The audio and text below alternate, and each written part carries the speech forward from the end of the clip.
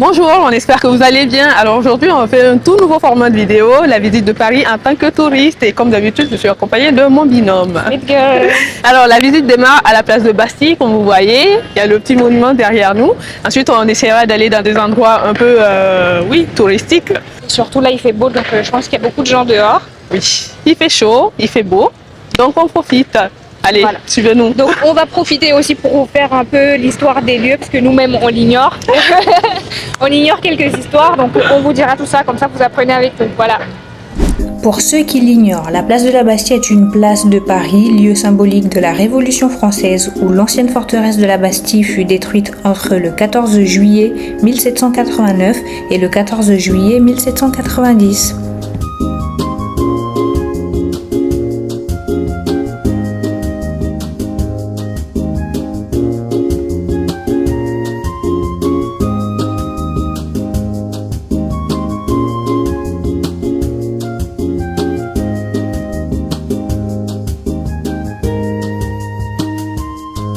Donc là, on est descendu pour marcher le long du canal. Comme vous pouvez le voir, il y a grave du monde. Et les petits bateaux, ils sont vraiment trop mignons. On continue notre... On continue le long du canal, on se promène. Ah, il est beau cet endroit là. Ah ouais, il y a grave des fleurs et c'est joli. Franchement, l'endroit, il est blindé de bateaux en fait. Et tout le long du canal. Hein. Le soleil, il joue à cache-cache. Donc il se cache et on le chasse.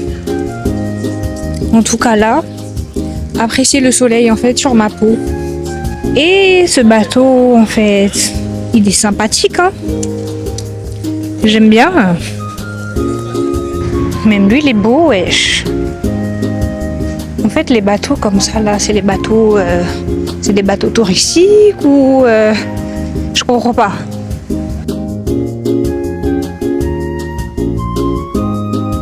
On est arrivé sur les quais de Seine. C'est très animé, hein. Là, au loin, là, on voit des gens qui font des... Qui font quoi? Un cours de salsa? Ouais, la salsa. On va aller là-bas. On va traverser, on va aller voir ce que ça donne les cours.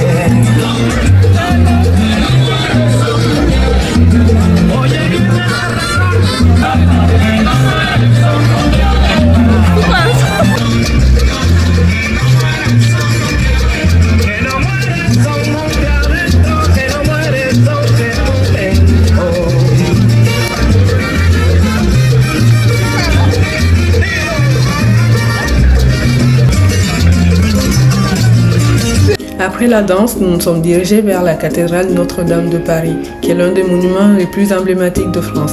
Sa construction a commencé en 1163 et a duré près de 2 siècles. Chef-d'œuvre de l'architecture gothique, elle est connue pour ses immenses vitraux, ses tours impressionnantes et ses célèbres gargouilles. Juste à côté, il y avait un petit événement sympathique de boulanger où il y avait beaucoup de viennoiseries, ça sentait vraiment bon et ça donnait envie. Et comme vous pouvez voir sur la vidéo, il y avait grave du monde, donc ça nous a empêché de pouvoir goûter tout ça.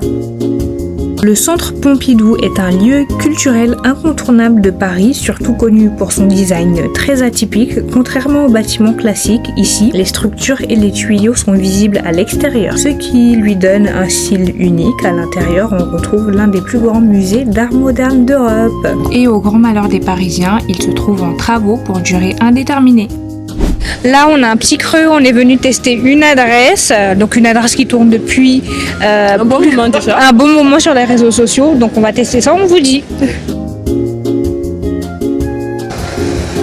Du coup, je vais goûter. J'ai pris aux crevettes et j'ai pris une sauce sucrée.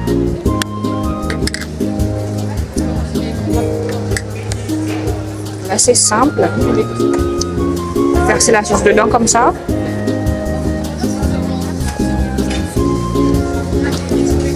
Et après, vous mangez comme ça.